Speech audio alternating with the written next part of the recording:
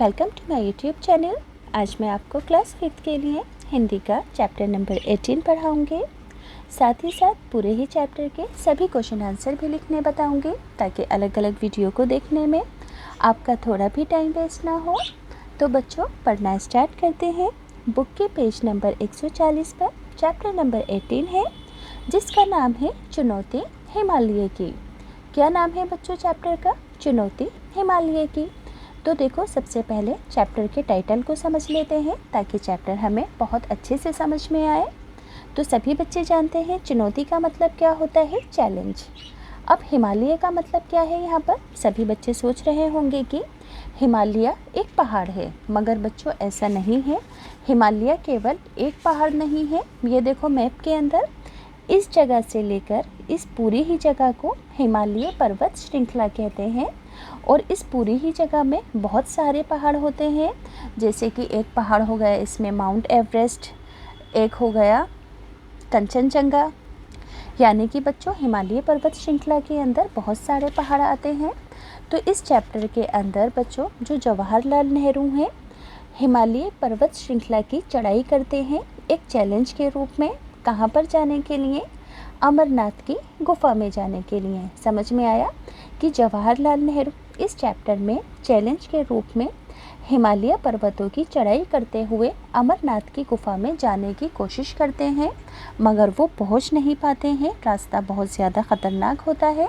अभी आप चैप्टर पढ़ोगे तो आपको अच्छे से समझ में आएगा। तो बच्चों इस चैप्टर में जवाहरलाल नेहरू और उनके एक चचेरे भाई जम्मू कश्मीर घूमने के लिए निकलते हैं। तो वो जम्मू कश्मीर से होते हुए लद्दाख पहुंचते हैं और लद्दाख के अंदर एक जगह है जिसका नाम है जोजिला पास। क्या नाम है जगह का? जो कि लद्दाख में है, जोजिला पास है। और जवाहरलाल नेहरू और उनके भाई जम्मू कश्मीर को घूमने के लिए निकलते हैं। तो जम्मू कश्मीर में ही लद्दाख है और लद्दाख के पास ही जगह है जोजिला पास। तो जोजिला पास से आगे चलकर जवाहरलाल नेहरू मातायान नाम की जगह पर पहुंचते हैं। वहां पर उन्हें एक कुली ये बताता है कि साहब सामने उस बर्फ से ढके पहाड़ के पीछे अमरनाथ की गुफा है।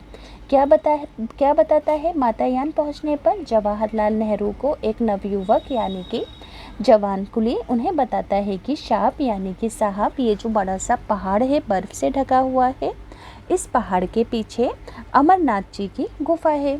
फिर बताता है कि लेकिन साहब यानी कि साहब की जगह वो क्या बोलता है? साहब रास्ता बहुत टेढ़ा यानी कि बहुत कठिन है। किशन ने कुली की बात काटी और ये बताया, किशन कौन है? वहाँ का एक गडरिया है। तो उसने ये भी बताया किशन ने कि बहुत ज़्यादा चढ़ाई है क्योंकि पहाड़ बहुत ऊंचे ऊंचे हैं और बहुत दूर भी है।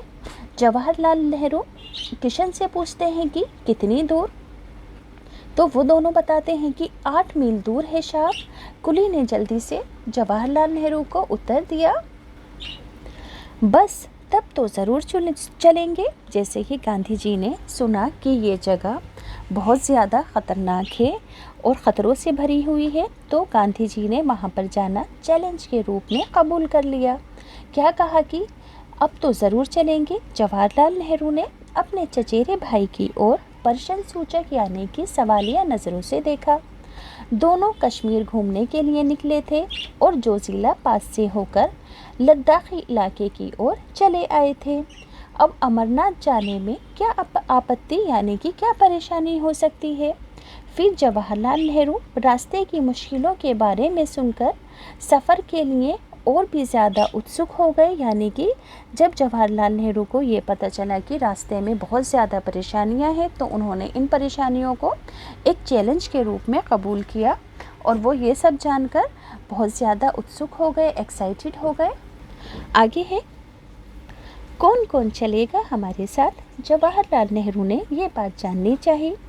तो किशन जल्दी से बोला, साहब मैं चलूँगा भेड़े चराने, मेरी बेटी चली जाया करेगी मगर मैं भी आपके साथ चलूँगा। किशन क्या था? एक गडरिया था। अगले दिन सुबह तड़के तैयार होकर जवाहरलाल बाहर आए। आकाश यानी कि आसमान में रात्रि की कालीमा यानी कि रात का जो अंधेरा था वो सुबह सुबह की लालिमा के रूप में बदलता जा रहा था। आपने देखा होगा जब दिन निकलना स्टार्ट होता है तो रात के समय बादल बिल्कुल काला होता है, मगर जब दिन निकलना स्टार्ट होता है तो हल्की हल्की लाली पूरे ही आसमान में देखने को मिलती है। तो जिस टाइम पर जवाहरलाल नेहरू उठे थे तो उस टाइम पर भी आसमान सुबह के वक्त लाल लाल हो रहा था।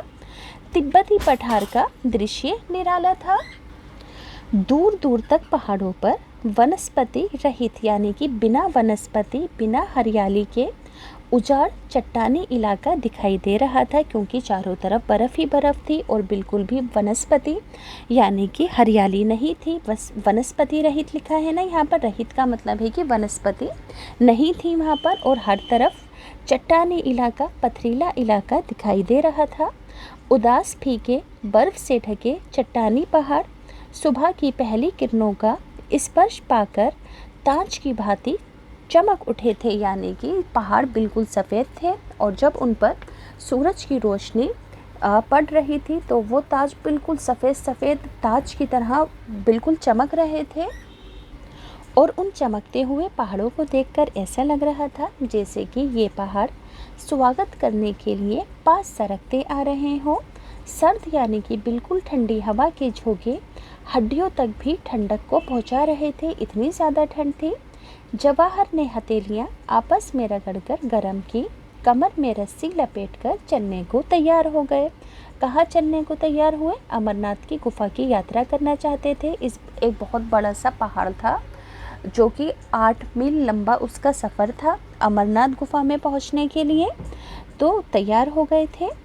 हिमालय की दुर्गम यानी कि बहुत ज़्यादा कठिन पर्वतमाला, या दुर्गम का मतलब होता है बच्चों बहुत ज़्यादा ख़ास पर्वतमाला मुंह उठाए उन्हें चुनौती दे रही थी। अभी मैंने बताया था ना कि हिमालय की पर्वत श्रृंखला होती है और इसमें बहुत सारे पहाड़ होते हैं, तो हिमालय की दुर्गम पर्वतमाला मुंह उठाए जवाहरलाल को चुनौती दे रही थी। जवाहर इस चुनौती को कैसे ना स्वीकार करते, क्योंकि वो एक चैलेंजिंग इंसान थे। वो हर मुश्किल का सामना बहुत अच्छे से करना जानते थे।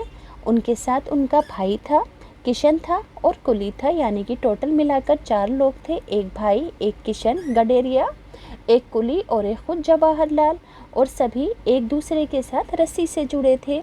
किशन गडेरिया अब गाइड बन गया था, यानी कि गाइड का काम कर रहा था, क्योंकि उसे रास्ता बहुत अच्छे से पता था।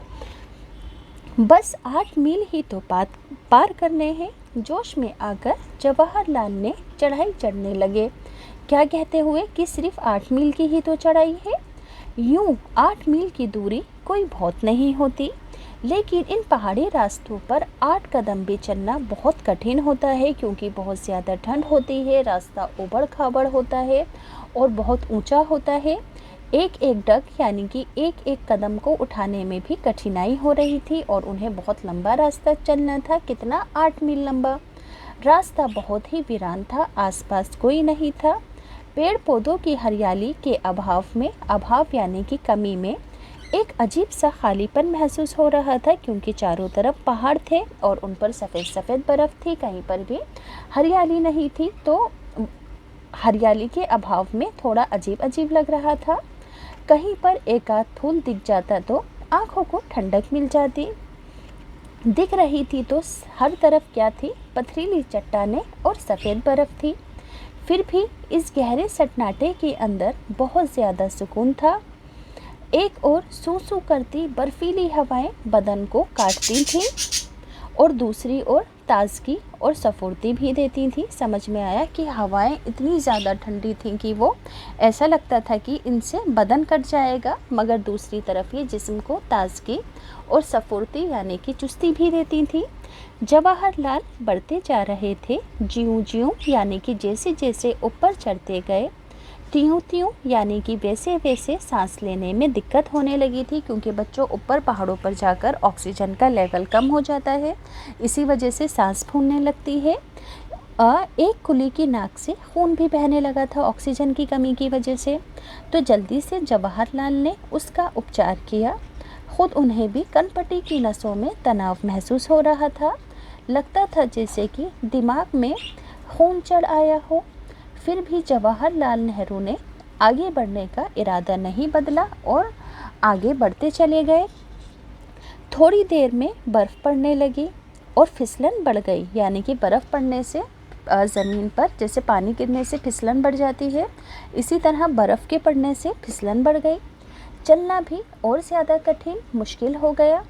एक तरफ तो थकान थी, ऊपर से बिल्कुल सीधी चढ़ाई थी, उन्हें ऊपर बिल्कुल सीधा चढ़ना था। तभी सामने उन्हें एक बर्फीला मैदान नज़र आया। चारों ओर हिम शिखरों से घिरा था, यानी कि चारों तरफ से वो मैदान बर्फ़ के पहाड़ों से घिरा था, हिम शिखरों से घिरा था। वे मैदान देवताओं के मुकुट यानी कि ताज के समान लग रहा था। प्रकृति की कैसी मनोहर छटा थी, आँखों और मन को तरोताज़ा कर रही थी, यानी कि ये दृश्य देखकर उनकी आँखें और मन दोनों ही तरोताज़ा हो रहे थे, क्योंकि बर्फ़ से ढके हुए जो पहाड़ थे बिल्कुल ऐसे लग रहे थे जैसे कि किसी देवता का ताज हो, जो दिल को बड़ा सुकून दे रहे थे। बस एक झलक दिखाकर बर्फ़ के धुंधलके में ओझल हो गई। दिन के 12 बजने वाले थे। सुबह 4 बजे से वो लोग लगातार चढ़ाई कर रहे थे। शायद 16,000 फीट की ऊंचाई पर होंगे इस वक्त, यानी कि देखो इतने घंटे हो गए थे और वो लोग लगातार चढ़ रहे थे। अमरनाथ की गुफा का अभी तक भी दूर दूर तक पता नहीं था। इस पर भी जवाहरलाल की चाल में ना ढीलापन था, ना बदन में सुस्ती थी, यानी कि इतना चलने के बावजूद भी जवाहरलाल नेहरू की हिम्मत नहीं हारी थी। वो बिल्कुल फुर्ती के साथ मुस्तैद होकर पहाड़ों को चढ़ रहे थे। हिमालय ने जो उनको चुनौती दी थी तो उन्होंने इस चुनौती को कबूल किया था। निर्गम पथ यानी कि बाहर निकलने का रास्ता। निर्गम पथ किसे कहते हैं बच्चों? जो बाहर निकलने का रास्ता होता है। पार करने का उत्साह उन्हें आगे खींच रहा था, यानी कि पहाड़ों से बाहर निकलने का जो रास्ता था, जो अमरनाथ की तरफ जा रहा था, वो उन्हें और ज़्यादा आगे बढ़ने पर एप्रिशिएट कर रहा था। शाब लौट चलिए, कुली ने कहा। वापस कैंप में पहुँचते पहुँचते दिन ढल जाएगा। कुली ने कहा, लेकिन अभी तो अमरनाथ हम नहीं पहुँचे। जवाहरलाल को लौटने का विचार बिल्कुल पसंद नहीं आया। वो तो दूर बर्फ़ के उस मैदान के पार है। किशन बीच में बोल पड़ा, चलो चलो, चढ़ाई तो पार कर ली, अब आधे मील का मैदान ही तो बाकी बचा है। कहकर जवाहरलाल ने थके हुए कुलियों को उत्साहित करने की कोशिश की कि अब रास्ता ज़्यादा लंबा नहीं बचा है, वापस लौटने की कोई ज़रूरत नहीं है। सामने बर्फ़ का सपाट मैदान दिखाई दे रहा था। उसके पार दूसरी ओर से नीचे उतरकर गुफा तक पहुंचा जा सकता था। जवाहरलाल फुर्ती से बढ़ते जा रहे थे। दूर से मैदान जितना सपाट दिख रहा था, असलियत में उतना ही ज़्यादा ऊबड़ खाबड़ ऊंचा नीचा था। ताज़ी बर्फ़ ने ऊंची नीची चट्टानों को एक पतली चादर से ढक दिया था और यहाँ पर बहुत गहरी गहरी खाइयाँ थीं। क्या थीं? खाइयाँ थीं। गड्ढे बर्फ़ से ढके हुए थे और बहुत ज़्यादा गज़ब की ख़तरनाक फिसलन थी। कभी पैर फिसलता और कभी बर्फ़ में पैर अंदर धंस जाता और अंदर धंसता जाता। बहुत नाप नाप कर कदम रखने पड़ रहे थे। ये तो चढ़ाई से भी मुश्किल काम था, पर जवाहरलाल को इस काम में भी मज़ा आ रहा था। तभी जवाहरलाल ने देखा सामने एक गहरी खाई मुंह फाड़े निकलने के लिए तैयार थी, यानी कि जवाहरलाल की निगाह एक खाई पर पड़ती है जो कि बहुत गहरी होती है। अचानक उनका पैर फिसला, वे लड़खड़ाए और इससे पहले कि संभल पाते वो खाई के अंदर जवाहरलाल नेहरू गिर पड़े। जवाहर भाई की पुकार वादियों की शांति भंग कर गई कि क्योंकि जवाहरलाल खाई के अंदर गिर गए थे। वे खाई की ओर तेजी से बढ़े। रस्सी से बंधे जवाहर हवा में लटक रहे थे, क्योंकि वो रस्सी में आपस में एक दूसरे से बंधे हुए थे, तो इस वजह से जवाहरलाल नेहरू नीचे सीधे खाई में ना गिरकर बीच में रस्सी के सहारे लटक रहे थे। उफ, कैसा झटका लगा। दोनों तरफ चट्टाने ही चट्टाने थीं और नीचे बहुत गहरी खाई थी। जवाहरलाल कसकर रस्सी पकड़े थे, वही उनका एकमात्र सहारा थे। और कोई सहारा नहीं था उनके पास पकड़ने के लिए। जवाहर ऊपर से भाई की आवाज़ यानी कि पुकार सुनाई दी।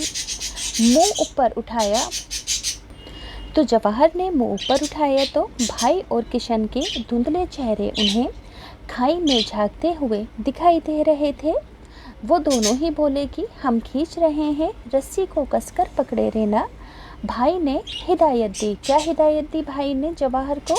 कि रस्सी कसकर पकड़े रहना, हम तुम्हें ऊपर खींच रहे हैं। जवाहरलाल जानते थे कि फिसलन के कारण यूं ऊपर खींच लेना आसान नहीं होगा। भाई मैं चट्टान पर पैर जमा लूं, वो नीचे से चिल्लाए ताकि उन्हें सहारा मिल सके। खाई की दीवारों से उनकी आवाज़ टकराकर दूर दूर तक गूंज रही थी। आपने देखा होगा कि सन्नाटे वाली जगहों में अगर हल्का भी बोलते हैं तो आवाज़ बहुत दूर दूर तक जाती है, जिसे इको कहते हैं। तो गूंज कर टकरा कर वापस आ रही थी सभी की आवाज़। वहाँ पर हल्की सी पेंग बढ़ाकर जवाहरलाल ने खाई की दीवार से उभरी चट्टान को मजबूती से पकड़ लिया और पथरीले धरातल पर अपने पैर जमा लिए। पैर तले धरती के एहसास से जवाहरलाल की हिम्मत बढ़ गई। घबराना मत जवाहर, भाई की उन्हें आवाज़ सुनाई दी। मैं बिल्कुल ठीक हूँ, कहकर जवाहरलाल मजबूती से रस्सी पकड़कर एक एक कदम ऊपर की ओर बढ़ने लगे। कभी उनका पैर फिसलता, कभी कोई हल्का फुल्का पत्थर पैरों के नीचे से खिसक जाता, सरक जाता, तो वो मन ही मन कांप जाते और मजबूती से रस्सी को पकड़ लेते। रस्सी से हथेलियाँ भी जैसे उनकी कटने लगी थी, पर जवाहर ने इस तरफ ध्यान नहीं दिया था क्योंकि वो तो केवल ऊपर चढ़ना चाहते थे। भाई के साथ साथ कुली और किशन भी उन्हें ऊपर खींचकर चढ़ाने की कोशिश कर रहे थे। धीरे धीरे सरक कर किसी तरह जवाहरलाल ऊपर पहुँचे। मुड़कर उन्होंने ऊपर से नीचे देखा तो खाई इतनी गहरी थी कि अगर कोई उसमें गिर जाए तो उसका पता भी ना चले। शुक्र है भगवान का, भाई ने गहरी सांस ली। जवाहर के जो चचेरे भाई साथ में थे। कुली बोला, शाह चोट तो नहीं आई? कुली ने पूछा। गर्दन हिलाकर कपड़े झाड़कर जवाहरलाल फिर से चलने को तैयार हो गए। इस हादसे से हल्का सा झटका उन्हें ज़रूर लगा, फिर भी उनका जोश ठंडा नहीं हुआ। वो अब भी आगे जाना चाहते थे और अमरनाथ की गुफा के दर्शन करना चाहते थे। आगे चलकर इस तरह की घेरी और चौड़ी खाइयों की तादाद और भी ज़्यादा थी। खाइयाँ पार करने का उनके पास उचित सामान नहीं था। क्या सामान नहीं था? खाइयाँ पार करने के लिए जो इंस्ट्रूमेंट वगैरह होते हैं वो उन लोगों के पास उपलब्ध नहीं थे। तो मायूस यानी कि निराश होकर जवाहरलाल को अमरनाथ तक का अपना सफ़र अधूरा छोड़ना पड़ा, क्योंकि उनके पास आगे बढ़ने के लिए सेफ्टी वाले सामान नहीं थे। तो अमरनाथ पहुंचने का सपना तो पूरा ना हो सका, पर हिमालय की ऊंचाइयां सदा जवाहरलाल को आकर्षित करती रहीं, यानी कि अपनी ओर खींचती रहीं। यानी कि उन्हें हिमालय की जो चढ़ाइयाँ थी वो बहुत ज़्यादा चैलेंजिंग भरी थी, और यही बात जवाहरलाल नेहरू को अपनी तरफ आकर्षित कर रही थी।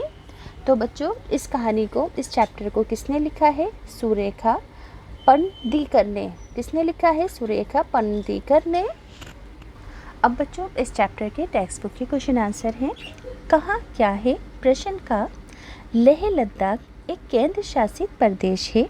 ऊपर दिए गए भारत के नक्शे में आपको देखकर बताना है कि लद्दाख कहाँ है और तुम्हारा घर कहाँ है। तो बच्चों, लद्दाख जो है जम्मू कश्मीर में है, यानी कि इस जगह पर लद्दाख है। और हम कहाँ रहते हैं? मैं तो दिल्ली स्टेट में रहती हूँ, तो आप जहाँ पर भी रहते हैं नक्शे में उस जगह को मार्क करना और लेह लद्दाख को मार्क करना। आगे है, अगला प्रश्न है, अनुमान लगाओ कि तुम। बच्चों, ये जो मैप के अंदर आगे वाला हिस्सा है इस जगह पर निशान लगाना, इस इतने पार्ट के ऊपर, ये है लेह लद्दाख। ठीक, इतना पार्ट। अब आगे है, अगला प्रश्न है कि अनुमान लगाओ कि तुम जहाँ रहते हो वहाँ से लद्दाख पहुँचने में कितने दिन लग सकते हैं और वहाँ किन किन ज़रियों से पहुँचा जा सकता है। प्रश्न का मतलब समझ में आया कि आपको अंदाज़ा लगाना है कि आप जिस जगह पर रहते हो उस जगह से आपको लेह लद्दाख को पहुंचने में कितने दिन लगेंगे? तो आप लिखोगे हम दिल्ली में रहते हैं, यहाँ से लद्दाख पहुंचने में 2-3 दिन लग सकते हैं। वहाँ रेल, बस तथा वायुयान द्वारा जाया जा सकता है। ठीक बच्चों, स्क्रीनशॉट लेकर आंसर लिख देना। इधर की साइड क्वेश्चन है और बच्चों इधर की साइड है आंसर, ताकि स्क्रीनशॉट लेके आप क्वेश्चन इधर से देखकर और आंसर इधर से देखकर आसानी से लिख सको। अब है किताब के शुरू में तुमने पहले चैप्टर में तिब्बती लोक कथा राख की रस्सी पड़ी, नक्शे में तिब्बत को ढूंढो। तो बच्चों ठीक इस जगह पर मार्क कर देती हूँ। ये है यहाँ पर चीन और चीन के जस्ट नीचे वाली जगह है तिब्बत, तो आप इसे मार्क कर देना। अगला प्रश्न है वाद विवाद। प्रश्न का बर्फ से ढके चट्टानी पहाड़ों के उदास और फीके लगने की क्या वजह हो सकती है? समझ में आया कि बर्फ से ढके हुए पहाड़ उदास और फीके लगने की क्या वजह है? तो आप लिखोगे कि बर्फ से ढके चट्टानी पहाड़ों के उदास और फीके लगने की वजह वहाँ किसी का ना होना हो सकता है। ठीक बच्चों, अगला प्रश्न है कि बताओ ये सभी जगहें कब उदास होती हैं और कब उदास और फीकी लगती हैं और इन जगहों पर कब रौनक होती है? तो सबसे पहले आप लिखोगे उत्तर ख, घर। जब घर के सदस्य बाहर होते हैं तब घर उदास और फीका लगता है, लेकिन जब सब सदस्य घर में होते हैं तब रौनक होती है। इसी तरह है बाज़ार। तो जब बाज़ार बंद होने लगते हैं तब वे उदास और फीका लगता है या लगते हैं, लेकिन जब बाज़ारों में लोगों की चहल पहल होती है तो वहाँ रौनक होती है। रौनक में बच्चों बड़े ओ की मात्रा आएगी। इसी तरीके से है स्कूल। तो जब स्कूल की छुट्टी होती है तो स्कूल उदास और फीका लगता है, लेकिन जब बच्चे स्कूल में होते हैं तो वहाँ रौनक होती है। इसी तरह से है खेती। जब खेत में फसल नहीं लहराती तब वे उदास और फीके लगते हैं, लेकिन जब वहाँ फसल लहराती है तब वहाँ पर रौनक होती है। तो बच्चों ये रहा क्वेश्चन इसका खा का, और यहाँ से लेकर यहाँ तक इसका ये पूरा आंसर है। स्क्रीनशॉट लेकर इजीली लिख देना। अब है बच्चों प्रश्न 2। जवाहरलाल को इस कठिन यात्रा के लिए तैयार नहीं होना चाहिए। तुम इस बात से सहमत हो तो उसका एक रीज़न यानी कि कारण बताओ, तर्क दो। नहीं हो सहमत तो तब भी तर्क दो, कारण बताओ। अपने तर्कों को तुम कक्षा के सामने प्रस्तुत भी कर सकते हो। तो आप लिखोगे कि जवाहरलाल को इस यात्रा के लिए तैयार नहीं होना चाहिए था, क्योंकि उनके पास इस खतरनाक रास्ते पर चलने के लिए पर्याप्त सामान नहीं था, सेफ्टी गैजेट वगैरह नहीं थे। आगे है कोलाज। बच्चों कोलाज वाली पेंटिंग आप सभी जानते हैं। कागज़ के छोटे छोटे टुकड़ों को फाड़ कर, देखो जैसे कि ये कागज़ है, कागज़ के छोटे छोटे से ऐसे टुकड़े फाड़ फाड़ कर हम कोई ड्राइंग बना लेते हैं। तो कलर की जगह रंग बिरंगे कागज़ों को हम कॉपी के अंदर चिपका कर कोलाज बनाते हैं। समझ में आया? जैसे कि हमने एप्पल बनाया तो लाल रंग के छोटे छोटे कागज़ फाड़ कर उस एप्पल के अंदर चिपका देंगे और उसमें ब्लैक स्केच कलर से डिटेलिंग कर देंगे। तो ऐसा ही यहाँ पर कहा गया है कि आपको कोलाज बनाना है। तुम मिलकर पहाड़ों का एक कोलाज बनाओ। इसके लिए पहाड़ों से जुड़ी बहुत सारी तस्वीरें इकट्ठा करो, जैसे कि पर्वतारोहण, पहाड़ों पर चढ़ना, चट्टान, पहाड़ों के अलग अलग नज़ारे वगैरह वगैरह, है ना। अब इसे एक बड़े कागज़ पर पहाड़ के आकार के अंदर चिपका दो। समझ में आया कि इन सभी कागज़ों को एक बड़े चार्ट पेपर पर पहाड़ की शेप के अंदर चिपका दो, जिसके अंदर क्या होगा कि किसी कागज़ पर अलग अलग तरह के पहाड़ होंगे, किसी पर ट्रैकिंग करते हुए लोग होंगे, कहीं पर बहुत ज़्यादा बर्फ़ का माहौल होगा। तो ये कोलाज बन जाएगा। अब इन चित्रों पर आधारित शब्दों का भी कोलाज बनाओ। कोलाज के अंदर ऐसे शब्दों के चित्रों का वर्णन करो जो मन में उठने वाली भावनाओं की बात हो। यानी कि बच्चों जिस तरीके से हमने पहाड़ का कोलाज छोटे छोटे कागज़ों को चिपका कर बनाया था। इसी तरीके से आपको एक बड़ा कोलाज भी बनाना है जिसके अंदर आपको पहाड़ से रिलेटेड शब्दों को लिखकर बताना है। अब है तुम्हारी समझ से प्रश्न 1। इस वृत्तांत इस चैप्टर को पढ़ते पढ़ते तुम्हें भी अपनी कोई छोटी या लंबी यात्रा याद आ रही हो तो उसके बारे में लिखो। तो यहाँ पर लिखेंगे कि एक बार मैं अपने गांव गई थी। मेरा गांव हिमाचल प्रदेश के ऊंचे ऊंचे पहाड़ों के बीच है। मैं गांव जाने के लिए शाम के समय बस में बैठ गई। बस जैसे ही हिमालय प्रदेश में पहुंची तो रास्ते बहुत ही ख़तरनाक हो गए क्योंकि ये पहाड़ी इलाका था।